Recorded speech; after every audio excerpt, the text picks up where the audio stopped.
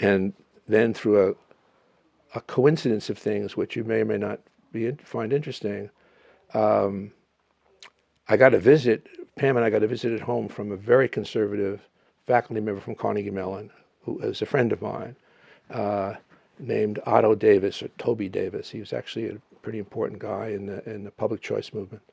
I think he may have done one of the first articles or two on the theory of the second best. And he stopped by Buffalo, came into our house, said, "What are you doing?" I told him what we're doing.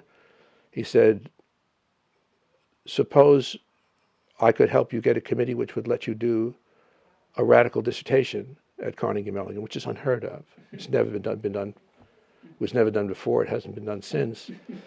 And so I didn't think he could, but I said, I would. I have some things I could think of that I would like to do, explore.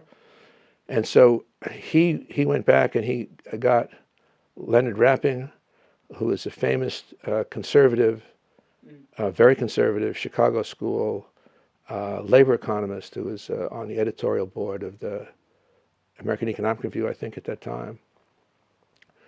Co-authored with Robert Lucas a couple of papers that would later go on to help win Robert Lucas a Nobel Prize.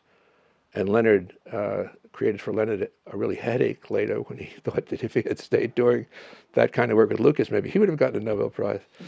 But he was involved in the anti-war movement, and even though he was a conservative in Pittsburgh, and so he said, "Yeah, I'll chair his committee." And the third member of a committee, which is very strange for people who know anything about economics, was Eddie Prescott.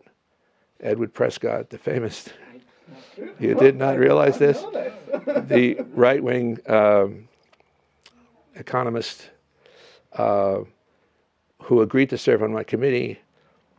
When people are writing my biography,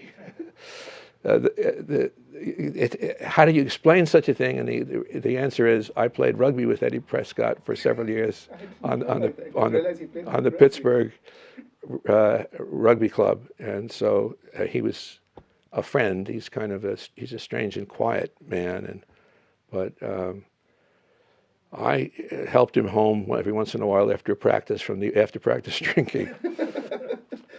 So I got this thing, and I left Buffalo. I didn't have my dissertation finished, and I went to Bucknell University, and I wrote this dissertation on class conflict and macro policy.